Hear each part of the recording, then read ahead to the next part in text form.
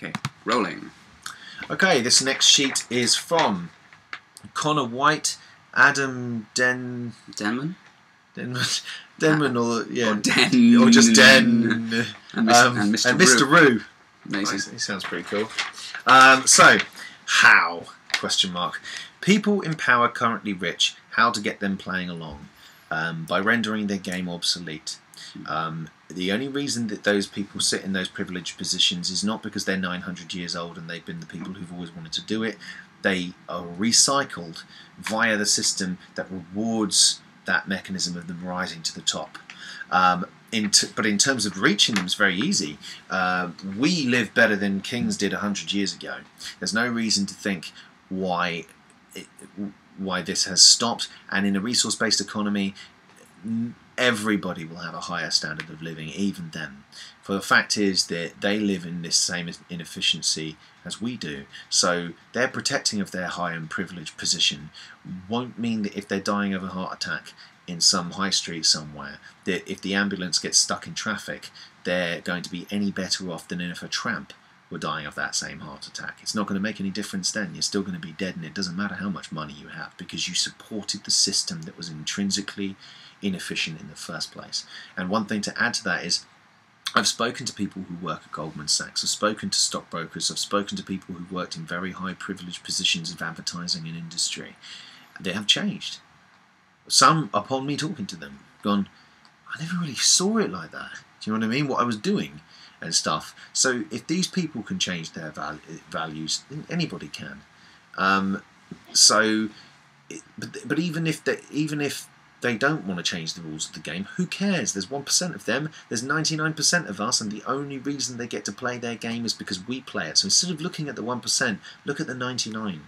Look at you. Do you want to play their game? It's about your integrity. If you don't want to play their game, then don't play it. And if the world doesn't come on your side, well, then never mind. You know, but at least you lived a life of integrity. So, what can we, as teenagers who are pretty busy, I've seen the lie-ins you guys give yourself. Come on, man. You're not that busy. What can they do to contribute? Tough one. Big question. Whatever makes you passionate.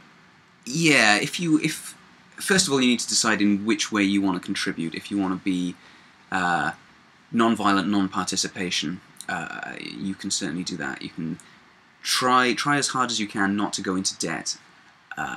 If you do have to take a loan, try to take it from a family member or someone who won't charge you interest. You can be critical of yourself. You can think next time you want to go and buy a drink, a chocolate bar, whatever it might be. Do you really need it? Is it what you need, or is it what you want? An analysis of your own wants and needs is important. Learn as much as you can about it. Reference your studies with something that has a real world referent, a real world tangible referent. So, in terms of food production, you could, if you were so inclined, learn about hydroponics. If you weren't, learn about something else. Learn about physics or maths or arts or sport or whatever interests you. But something which you find life supporting. And I think also the idea that you ask, what can we do to contribute, alludes to looking up to an authority figure such as a government, a religious leader, even a parent or a teacher, and going, what should I do next? What should I do next? What should I do? Stop asking up there. Ask you what you want to do next, man. Ask you what makes you passionate. What pushes your buttons? What are you good at? What's going to get you out of bed in the morning? And do those things. What else are you living your life for? So it's kind of like, if you enjoy graphic art, do some graphic art and stick it up online. That might exemplify this direction. You take, like I said, Enter Shikari. They go around the world talking about this stuff with their music. They're probably bringing people into this train of thought left, right and centre, because art's a brilliant way of changing the cultural zeitgeist, if you will, which is what the term zeitgeist actually means, by the way. The cultural, moral and climate of a time and movement indicates change. So obviously we seek a change in our current values. So I can't answer that question for you. Only you can answer that question in the long run. And if you're busy, good. It's better to be busy than to be bored. So get out there and get stuff done. Whoops. Right. We can edit that out. Right. Yeah. Right. Do you think that the drive for profit is the main problem with regards to poverty? Is basically, I'm paraphrasing. Problem for poverty is profit. Yes, because there's no profit in solving poverty. If there was, we'd solve it. It would have been solved. By definition, do you live in a profit-based world? Well, yeah. Right. Well, have we solved poverty? No. Well, then I'm going to say that there's not much profit in solving it. I think my logic's pretty sound here. So, yes. In short answer to that is...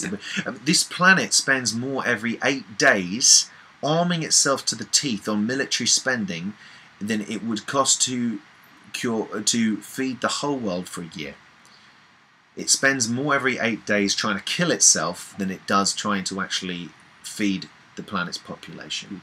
Now you say, well, the money will work fine, mate. People have just got to start doing more charity and stuff.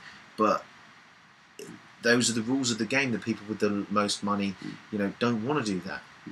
Yeah, and even there are exceptions. There are exceptions. There's philanthropists and stuff that do come out and give large amounts of money to charitable causes, but the root cause of the problem remains there and only carries on perpetuating the same list of problems. So the next question is, do you think oil is why we are still in Afghanistan? I think it's why we went there in the first place. Yeah. I don't know is the honest answer to that.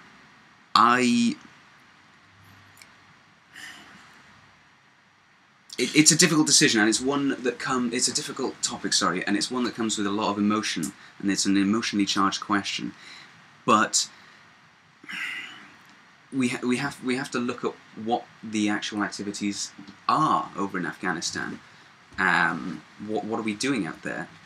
So, I'd invite you to do your own research on that topic, because what I think about why the coalition forces are still in Afghanistan is actually not relevant. It's what they're actually doing out there that's relevant, not what I think about it.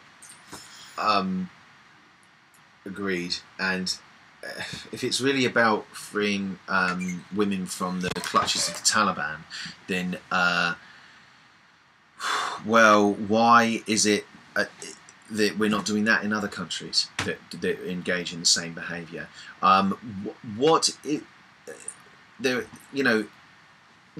We live in a profit-based world. Living in a profit-based world, do you really think war would be fought in such a system if there was not money to be made from it, if there was not resources to be gained from it? Poppy production has gone up in Afghanistan since the Western-led invasions. There's an oil pipeline in the northern territories of Afghanistan that I believe has now been reopened.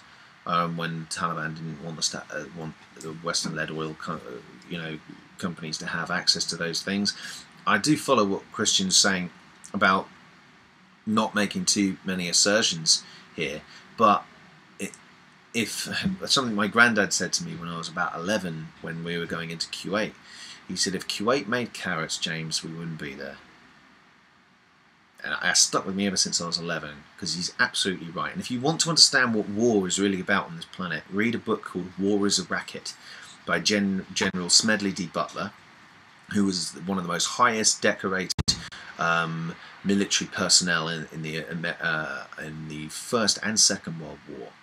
And he wrote this book, War is a Racket, when he realised that all he was fighting for wasn't countries or an ideology or anything like that. He's fighting for money, fighting for corporations, fighting for the increase in US steel profits or other profits and things.